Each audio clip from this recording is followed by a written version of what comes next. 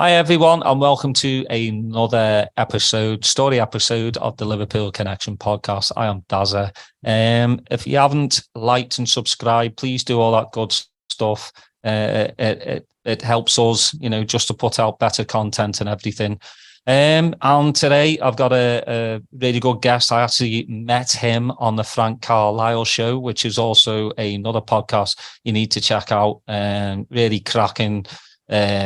Liverpool one, as honest as you can be. But I've got Keith Taylor. He's a counsellor and therapist, and of course a Liverpool supporter. Because if he wasn't, he wouldn't be on the show. Hiya, mate. Hi, Daz. You okay, mate? Well, I do lie though. I have had 3 Evertonians on the show before, so right. I've had Across the Park lads and also Dave Food Banks. Right, okay, yeah. Sound Evertonian. There are some good Evertonians out there. not my cousins. Yeah, they haven't spoke to me in probably since about 95, which sounds about right. Yeah. You got any Evertonians in the family? My dad. Yeah, so a few cousins, but people often say to me, how come, your dad's a blue and you're a red? I said, I was born with brains. We've had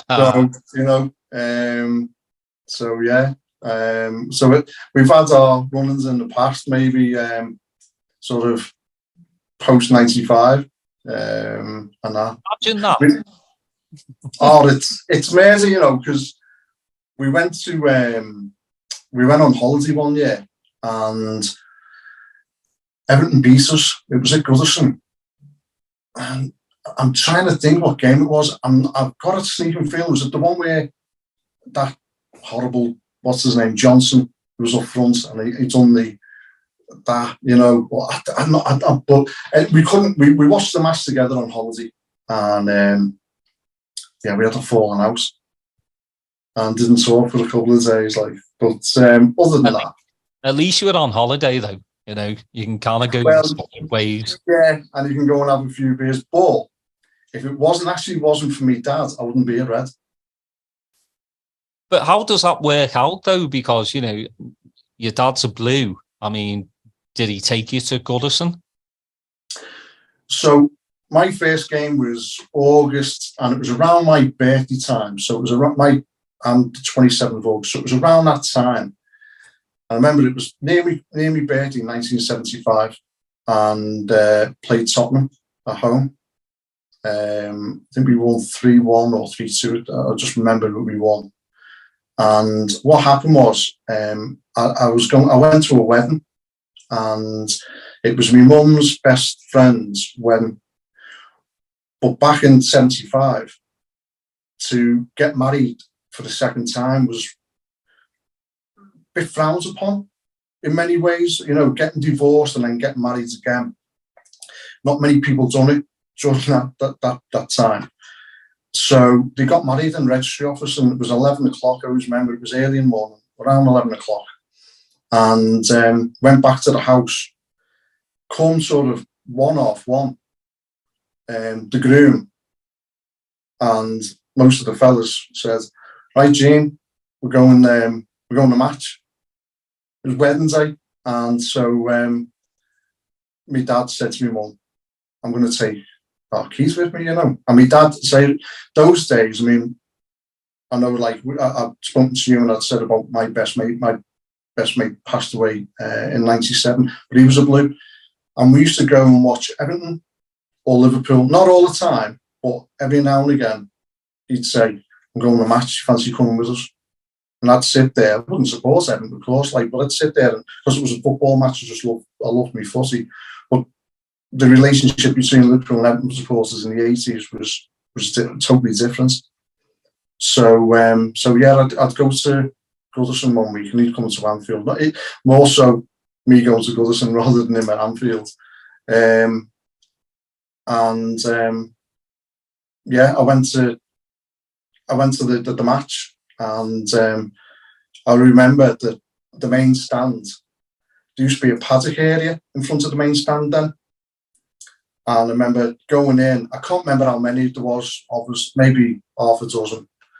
And they passed me down. So where my dad was standing with me, Uncle Dennis and that, they passed me down and sat me on the barrier to some fella there. And yeah, whack, keep hold of him there for us. And yeah, no problems. And there's this fella who didn't know from Adam keeping hold of me on the barrier. And I just remember looking and seeing the cop, and it's swaying up and down, side to side, and seeing Ray Clements as well. And Clem became my hero, and hence what, and I became a played in goal myself because of Clem and that. So yeah, that was it. I fell in love. I just absolutely fell in love. It was just like that was it.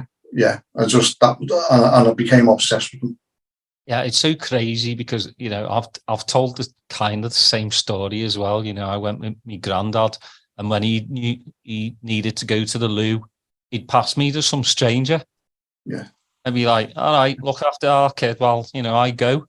Yeah, you couldn't do that today. I mean, you could not even think about leaving your child with a strange man.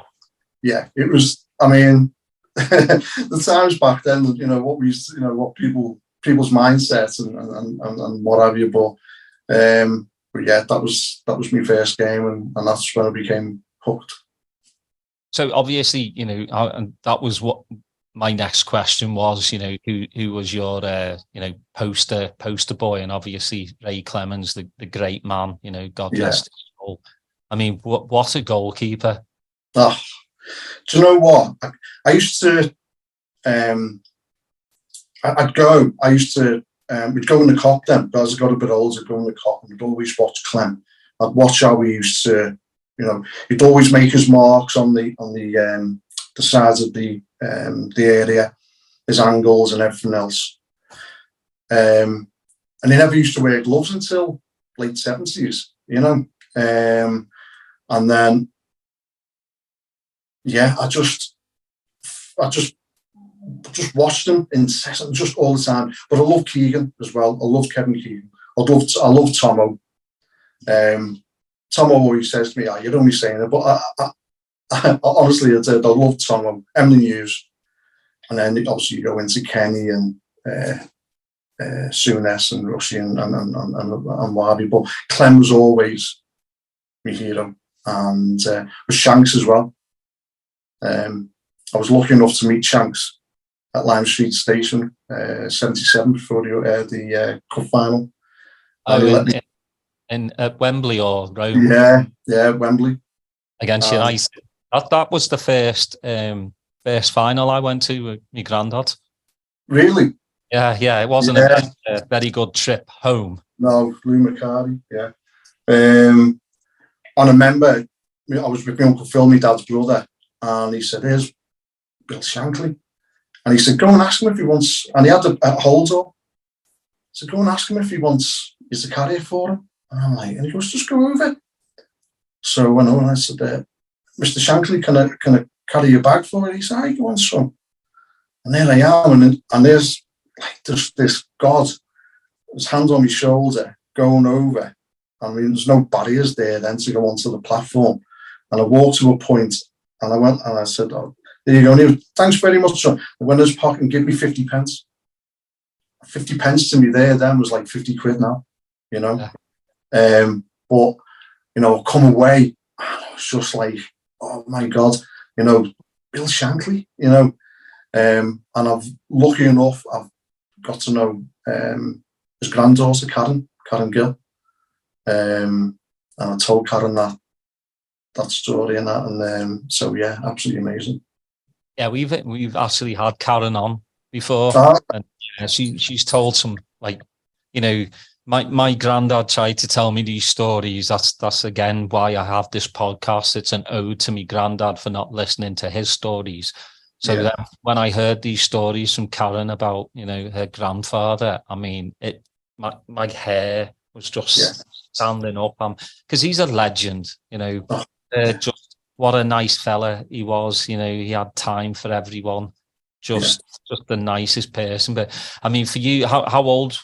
So you 7, yeah, same. Well, I was 6, so yeah, I was been walking around Liverpool like that. Oh, you know, honestly, it was just. I remember, Phil. Yeah, we for whatever reason, I don't know where we went after that, and he was. I remember sat there, and he had his pints, and I was just on cloud 9. I was just like, and it was great feeling that. Yeah, it's just. And then Shanks for me then was like God. You know, honest to God. I mean, I used to have posters up on the wall. Well, it wasn't posters as such. It was newspaper cuttings. And if there was anything with Bill Shanklin, I'd have it up on my wall, and I'd have the big colour team posters. Remember them? I used to get the big colour team posters on my wall, and we silk. I used to get those silk scarves with the tassels on the ends. I had that up, and a mirror, but it wasn't like a mirror, but it had like the This is Anfield badge in the centre of it. And I just remember now, it's just all coming back to me how my bedroom looked. It was just a shrine to Liverpool, you know. My bed was red, you know, so yeah. Yeah, always. Yeah, it's just crazy to think, you know, because obviously we live in, you know, the social media world where everybody takes the camera out, but memories are here. Yeah. You know, I mean, I'm sure you would love to have gone back, you know, your older self and be able to take a selfie with Shankly. I mean, that's one to put on the wall, but, you know, you've got your memories. And I think sometimes, like with social media, with that, you kind of lose the heart and soul, you know. Like, I mean, for me, like meeting some of these players, you know, when I was a lot younger, like I'd never change it for the world. You know, instead of doing this with them, I'm just next to them. They're shaking my hand.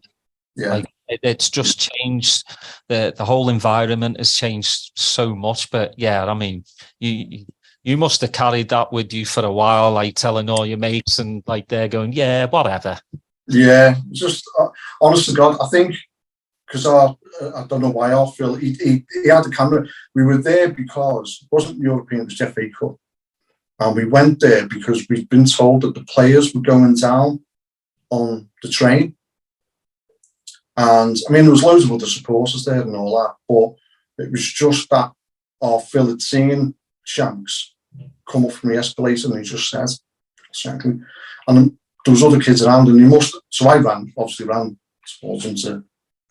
And but yeah, going back and saying to me, mate, it was actually my teacher, and saying to him, I met Bill Shankly, you know, and he was like, oh, right, okay. And I thought he probably thought, liar, you know, because there was no evidence of it, you know. So stop telling lies, Keith.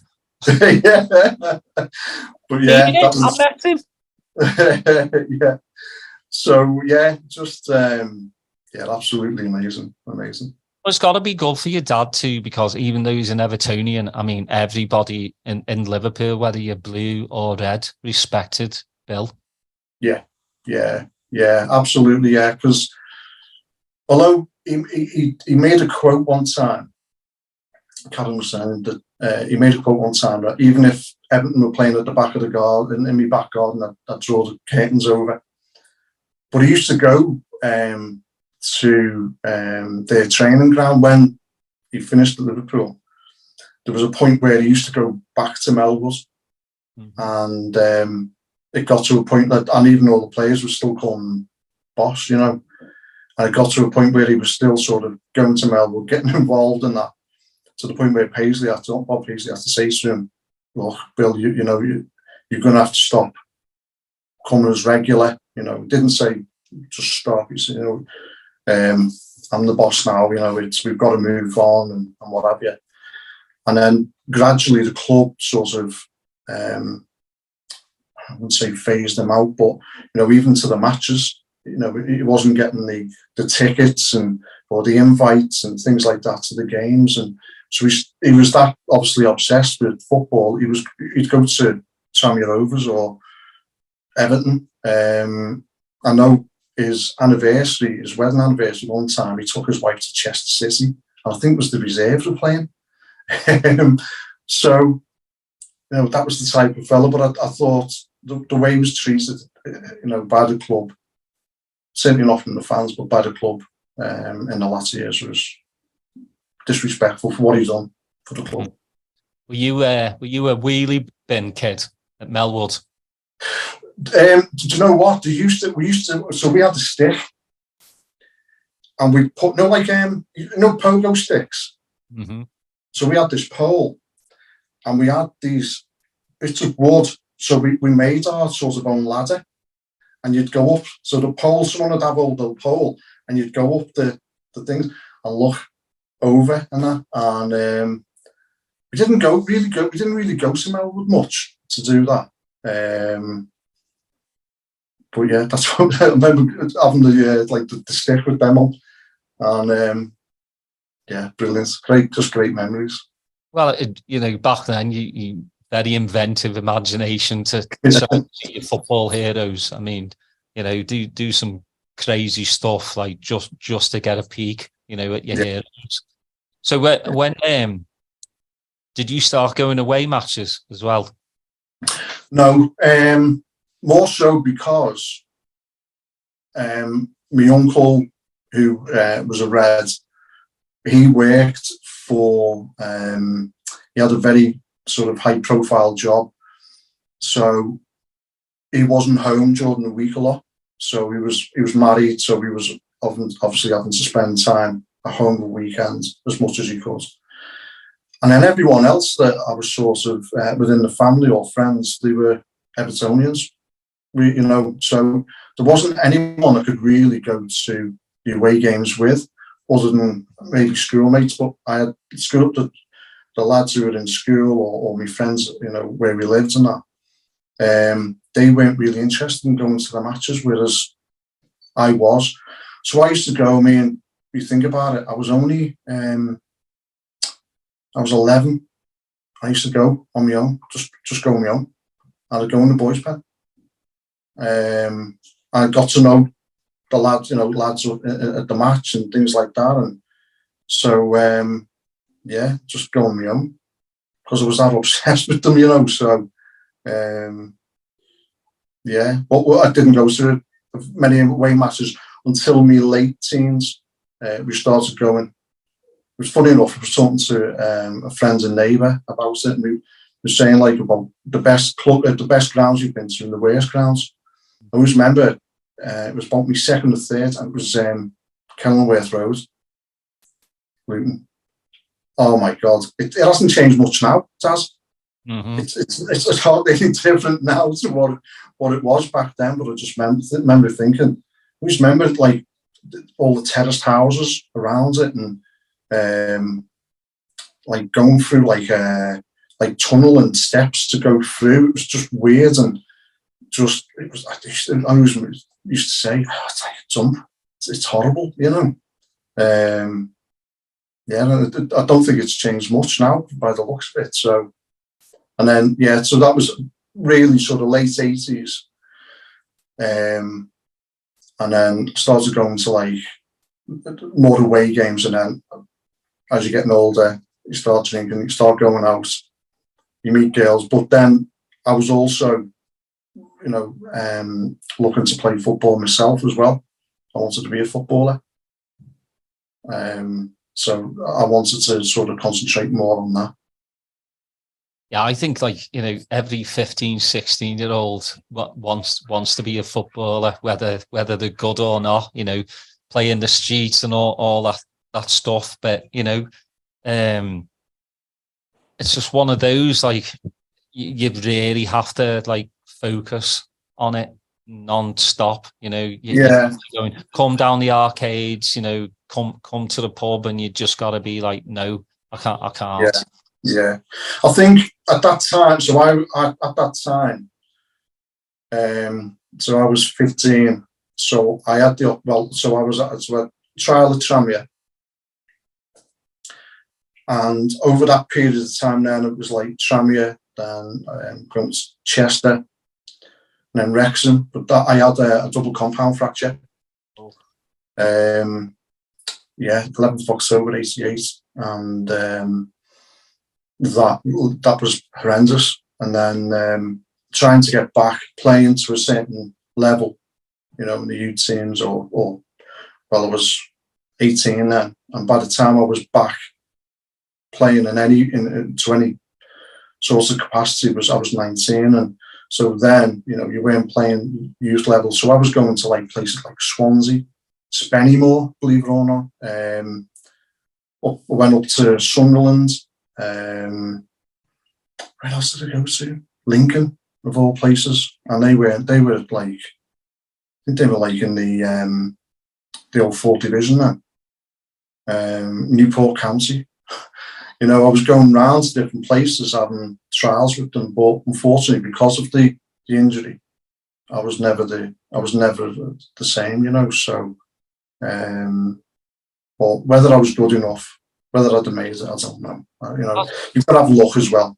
Well, that's got to be tough, though, because I've had this conversation quite a few times. I mean, at least nowadays, there's psychologists, there's counsellors that can help these young lads. Back in the 80s, there was nothing, No. So, I mean, if you put your heart and soul into playing football and you don't make it, you hear of these cases of massive, depression and then some suicides as well. So, I mean, how did you deal with it? When did you finally know, like, okay, that's it, I'm just not meant for this? There's two sides to that. One was the experience of having the accident, because obviously my bones had come through. So I'd seen, to look at that was quite traumatic, and I went into shock as well. And I just remember them, I got took to a Bupa hospital, and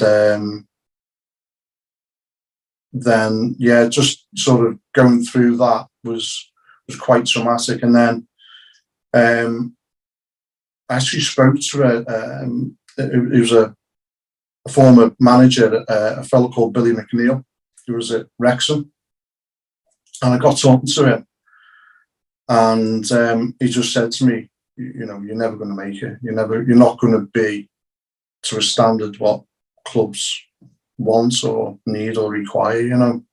And you were saying there back in those days, didn't have like psychologists or anything like that. But even then, hospitals and the aftercare and things like that. I always remember John Barnes saying that, when he got that injury to his Achilles, if that had been with the technology they've got today and the care and the physiotherapy and everything else back then, he probably could possibly have got back to how, the standard. I mean, we all love John Barnes, didn't we? So he could possibly have got back to the level, or as close to the level that he was playing back then, but that affected him that much. He could never play in the wing again. He had to go in the centre of the field. So, if we had the technology back then, would I have maybe have been the same player or, made it? You never know. Yeah, it is really tough, I mean, when your heart and soul set on something, and then obviously it falls through. So after that, I mean, you're how old then? 18? I was 18. 18. So what was your path after that? God, it's like, whenever you speak to someone who's been in a sport, a professional sport, so, whether a boxer or a footballer, especially, and the careers finish, they don't know what to do with themselves, and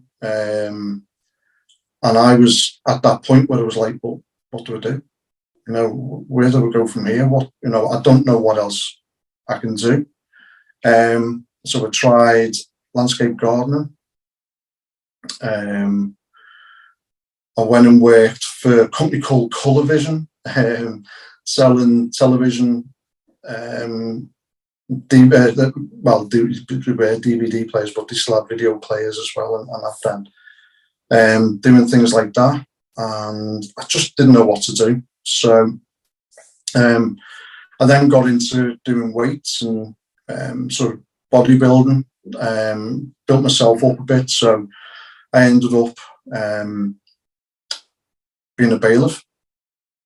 I worked in South Wales as a bailiff for one of our neighbours had his own business. So yeah, I used to work away a few days a week as a bailiff. Well, when I say a few days, so I used to do all the way sort of not as far as Cardiff, but sort of Llanelli, even the Mumbles towards Haverford West, all that coast, Merthyr, and what have you. And it was great, you know, even at that age, you know, I'm trying to think how old I was then, 19, 20. And then, but it got to a point where being away from home was being it got to be a bit of a bind. I came back, I met a girl who was actually our milkman's daughter.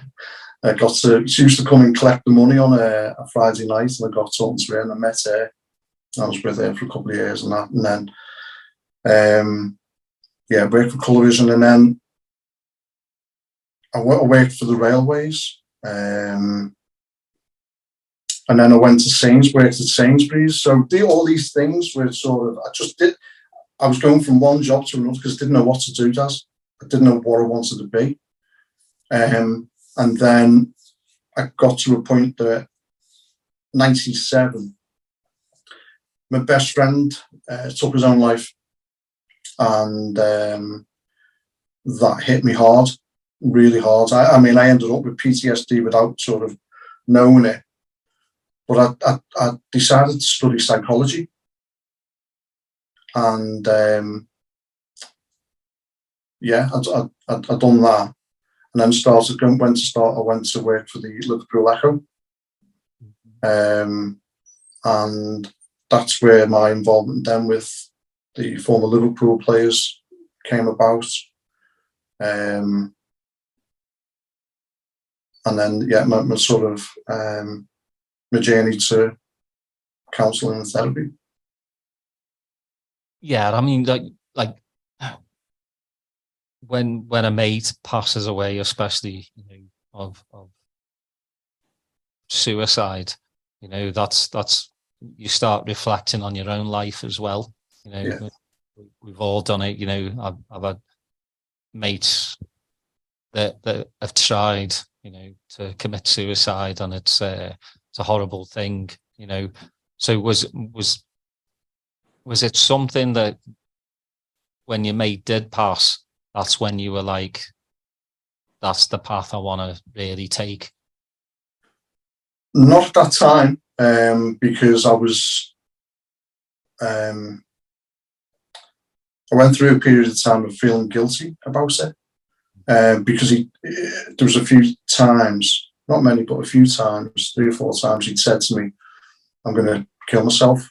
And I just said to him, don't be stupid, you know. And then the last time I'd seen him, we were in the taxi coming home. We'd been out for a few drinks and been into town, and we were in a Hackney cab, and he said to me, I'm going to kill myself. So I was sat on the back seat, he was on the seat behind the driver. I remember leaning over to him, grabbing him, and I said, just shut up. Words to that effect. Shut up. You're talking rubbish. If you carry on like that, I'll kill you. You know, and we started laughing. And then I just remember then, I can't remember how long after, and then I just remember sitting in my mum and dad's front living room, and I was sat at the chair by the front window, and I'd seen his dad's girlfriend come up the road, but she never really did, because I lived 3 doors away from him. and she never ever come up the road. And as she come up, I knew, and she would come down the path, and I just knew. And so yeah, it hit me hard, and I blamed myself for a long time. You know, I was went out drinking and fighting and stupid things as you do because of post-traumatic stress disorder. But then it got to a point where a little while after I thought, you know what, I want to help people who are going through the same thing, you know, because I've had 2 friends do it.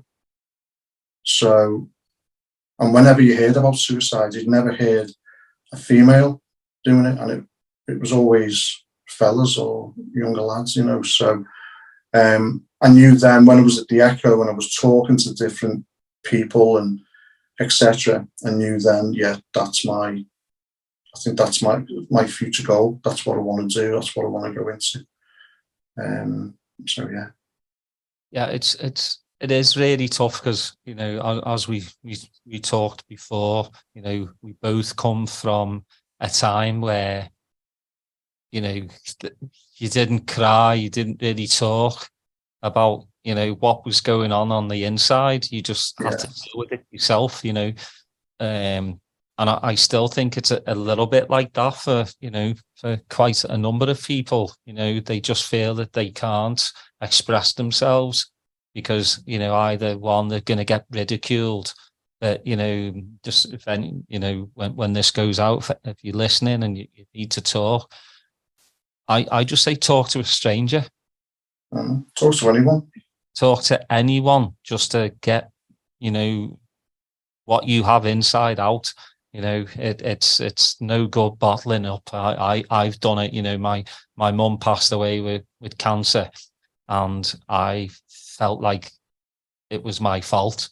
You know, and it obviously it wasn't. I didn't give me mum cancer, but there was parts where my mum passed away, and the day she passed away, I was supposed to go see her, and I didn't. And that stuck with me for the longest time. Same with my sister, because she'd been okay, but a blood clot to the brain. She had a leg amputated like a few days before, but she looked fine, you know. And I think that's what ate at me, and I let that get to me, you know. And once I started talking about it, I got better and better, knowing it wasn't my fault. And I'm sure you're the same. You know, of course, it's not your fault that your friend did that to himself. You know. Yeah. It's you still beat yourself up though. You're like, I should have been there if I would have been there that night. But then if you would have been there that night, you might have chosen another night. You know. Yeah. Look, I mean, I speak to clients, my clients now, and say to them, look, you know, if they've had a death, you know, whether it's a friend, suicide, a parent, grandparents, friend, whatever it is, and they're living with that guilt, the way I explain things is that, you know, same with me, same with you, with your mum. You know, I'm sorry to hear that, and about your sister. It's, you know, you never know what each day will bring. Now, my best friend's sister, who was very close to, passed away nearly hours Saturday just gone. And, you know, when you live with that guilt, what you've always got to remember is, you know, if someone's going to take their own life, it doesn't matter whether it was at that time when they took it. It could have been another time, months later, weeks later, years later. You just don't know. And when, you know, a loved one's passed away within, you know, whatever circumstances it is, you know, if it wasn't what they passed away from, it could have been something else at another time, you know. And to cherish and just remember to cherish those good memories that you've got, you know, because they wouldn't blame you. They wouldn't, you know, hold it against you. So, you know, that's the best way. And bereavement, you know, I deal with all different types of mental health. And I went through mental health myself. And one of the other reasons that I went into what I do was that I'm early 50, I'm nearly 53. So from the age of 8 up until sort of, a few years ago, I also suffered with mental health, massive, like badly, really badly, incessant bullying at school. I won't go into it, but I was abused. I sort of, even then I went through a sort of form of bullying in sort of my teens. So my head was mashed for a long time, going through the adolescence, teens, 20s, 30s. And there were points with me where I questioned about whether I wanted to carry on, many times. So mental health, and I think that's where I'm at an advantage, what I do now. Mental health can get a grip of you. And so when I speak to people now, people watching this and they think, they're struggling. The one thing I always say with myself is that I help people now because I know exactly what they're going through. I know exactly how they're feeling. I know exactly what they're saying because I went to counsellors or I went through therapy when my mate died and it did nothing for me because they used to just sit there, listen, ask a couple of questions, and then at the end of it go, okay, then so we'll see you next week or whenever it was. And then you walk out there and you go, what's the point in that? They never gave me any advice or help or explain things. Whereas with myself, I'm able to sit there and say, right, okay, well, look, have you tried this? Do that, or I never tell anyone to do anything. I always advise people, look, this is how I got through this. Maybe this will help you, so yeah. Yeah, I feel like I'm just reliving my life. Like I've done therapy before and it's been exactly the same. Sit down, tell me your story, but you're just listening to me and you're not really helping me. And yeah, it did absolutely nothing apart from empty my bank account. Yeah, absolutely. Do you know what? And the thing is that whether you go to an NHS or private counsellor, the stories that I hear from other people, things haven't changed much, even now. And that's where I'm different. That's where I'm completely different to others because, I'll say to them, I know exactly what that feels like. You feel and you're saying there that you went through it. You come out a little bit confused, angry, and agitated from, well, they're supposed to be helping me get better. Well, how? Yeah. And then you lose faith and trust, and you could spiral into a deeper depression or a deeper state of mental health, whatever the disorder, an issue that you've got, because you're expecting to go to a counsellor or therapist to get the help that you're desperate for or require. And coming out and thinking, well, and I actually went to one therapist who made me worse. So, well, it's too easy also for therapists just to go, here's some antidepressant drugs. And then that opens up another door. Yeah. Addiction. Absolutely. I've had, Chris Kirkland on before, and God bless, he was so truthful about like his addiction with painkillers, because his mental health was, shot as well. And this talking of just like, it's like, because some therapists are just so used to people talking to them. It's just a brick wall. Absolutely. So, here you go, try these. Yeah. And then you're either like zombified where all the feelings are just gone and you're just a zombie walking around. You're not the same person. You can tell when people are on antidepressants because the soul looks like it's been ripped from them.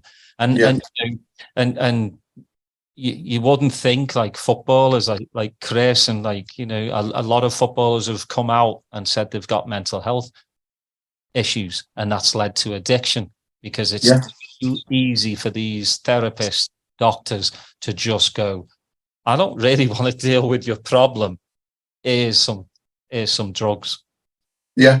Honestly, I mean, look at Dele Alli. He's just come out, with the issues that he's got. And Stan Collymore, I mean, you go back to the 90s, Collymore, he got ridiculed. People were actually saying to him, how can you have mental health problems when you're on 20 grand or 25 grand a week or you're a millionaire? Money doesn't, means nothing. It's like, I was saying to my wife last night, my wife mentioned she said, have you seen Celine Dion? And Celine Dion is now in a wheelchair because she's got this condition that sort of, the body goes like a mannequin. That's eventually, it's like this like stiff syndrome thing.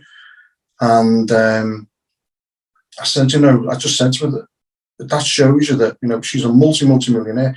It goes to show you that money doesn't bring the health that you just think if you've got money, you've got your physical and mental health, and that it doesn't work like that. But when you're saying about medication, I'm a great believer that medication, that any SSRI or antidepressants, I'm a great believer that don't take them.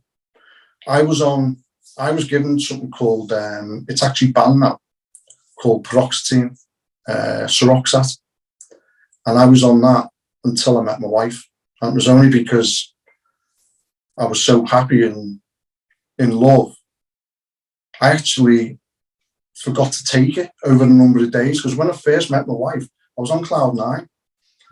And I forgot to take me medication.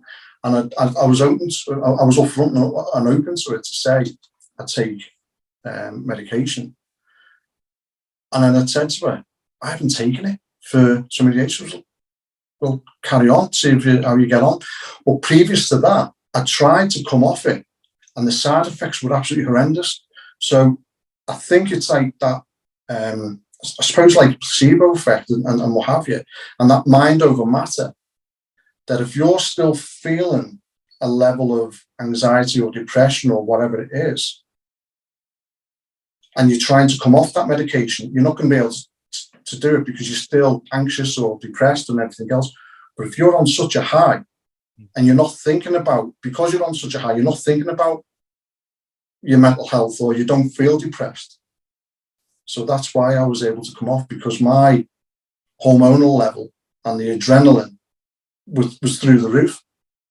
So, whenever I speak to anyone now and they say, oh, I'm on sertraline or citalopram or fluoxetine, whatever they're on, and I always say to them, try and come off.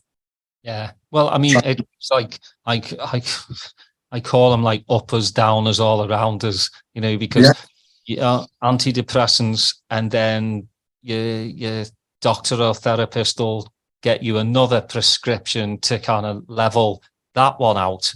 By the time, you're 5 years down the line, you're on 3-4 different pills, and it just gets worse. And you're not really working on the inner you. So I think the Dele Alli interview was really hard to watch for me, as it should for anyone. But again, it just showed because we've all, I mean, I'm being honest, I've laughed at Dele. Like when he went to Everton, I laughed, because he was like this poster boy, he was the next superstar English player. Yeah. And then he went downhill, and you don't think about what's really going on with him. Yeah. And, I was like, man, your career must be in the shambles if you're going to Everton, I'm being honest. Yeah. And then that interview really knocked me back, and I was ashamed that, I laughed at him. Yeah, and I understand that, because I'm hoping that, you know, if he's able to come back and play, you know, wherever I'm sure he'll play again. And I'm hoping that the fans understand and give him a good reception, whether that's Everton or whoever. You know, and I'm sure they will. You know, it's because mental health now has got to that level that it's more understandable, it's more acceptable. And when you were saying there about doctors before, the fact that doctors are now under pressure for time limits to see each patient. And so, you know, they only get 5 minutes. The very most 5 minutes is what they're told. You've got to, you know, you've got 5 minutes to sit with the patients, check them over, get them out, prescribe them whatever, and then get them out. Mental health, you go and see someone for the first time, so doctor, you can't explain everything in 5 minutes. It's easy for them to pick a prescription up and say, there you go, take 20 milligram of them, and then come back and see me in 3 weeks, 4 weeks time, because you've got to give time for them to work and whatever. But you're right, you know, uppers, downers, because they can, not every SSRI is the same as well. So you can take one particular one and it can make you feel worse. And then they'll put you on another one, which can make you feel just as bad or even worse again. It's actually finding one of those with the right chemical to work for you. Yeah. So, and when you were saying before that, sorry, about talking to anyone, one of the big problems with people with mental health, and quite sort of to a certain level of mental health, is that A, they don't want to speak to anyone, or they're frightened to speak to someone. I remember I've spoken to many people and said to them, look, here's my business, here's my card, here's my number, contact me and let's get you in. I always do a free consultation.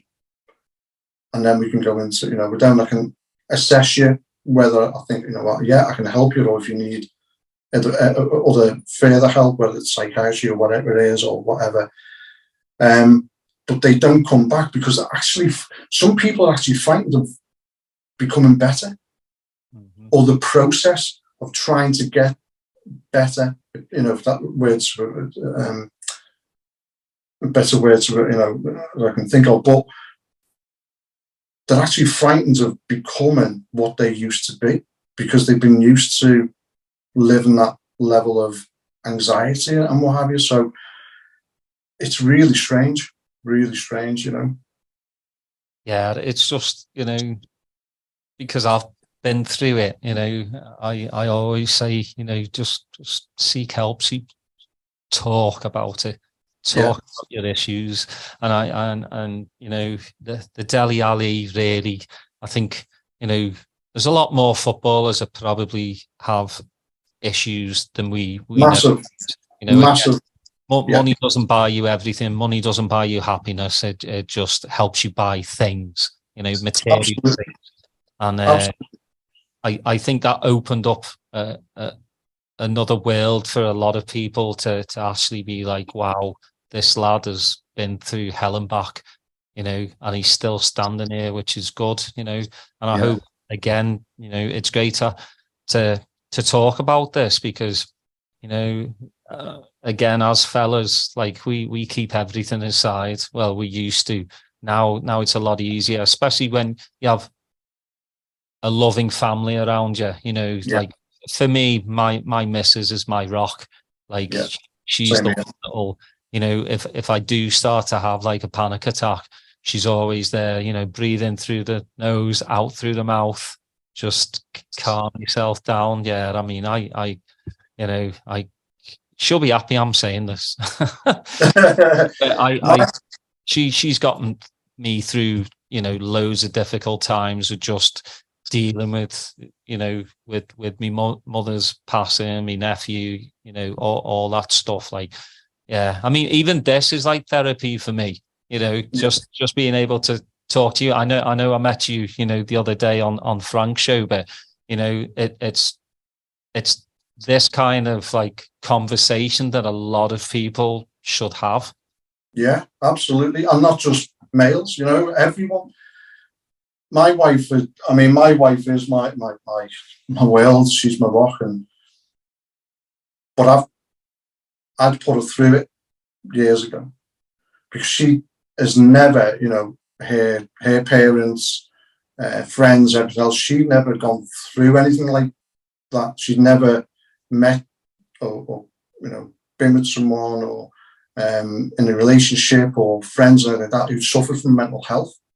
So sometimes it's difficult for her, or it was difficult for her to realise and know what to do, how to explain, or, you know, and whereas I would sort of maybe get frustrated with that inwardly, I understood as well, because it's difficult if you don't. It's like if I had a plaster on my leg, I had my leg in plaster, and I wasn't able to get around.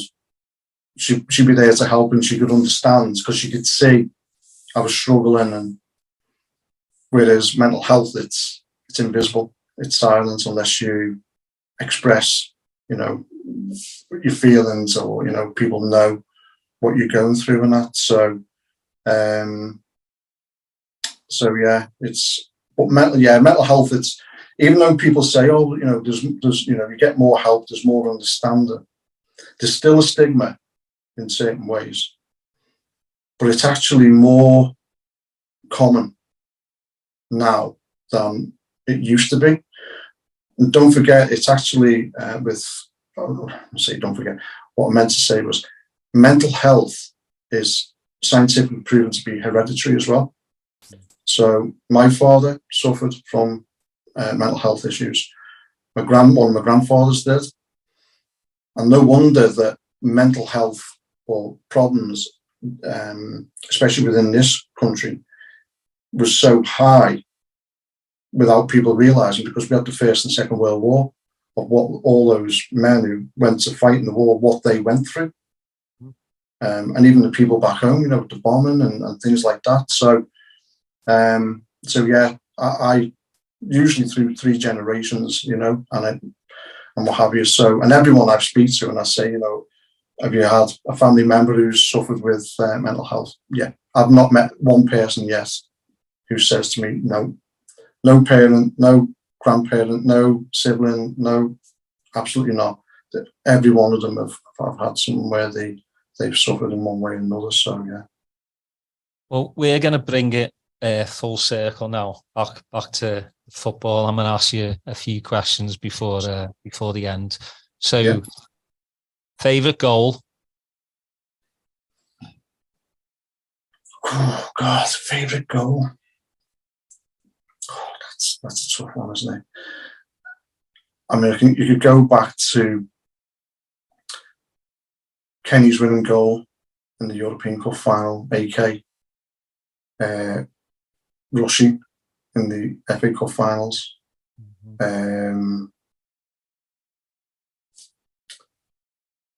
Favourite goal?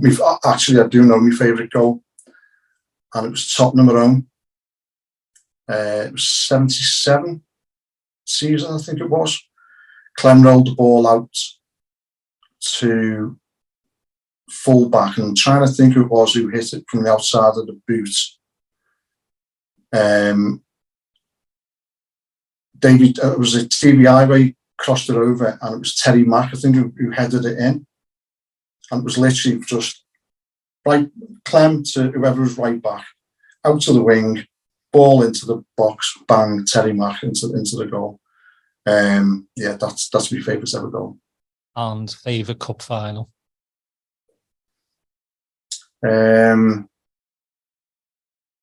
Well, Istanbul. It's hard to beat that, isn't it? I mean, I would even go. I mean, I'd go back to the FA Cup finals '86 and '89 were special.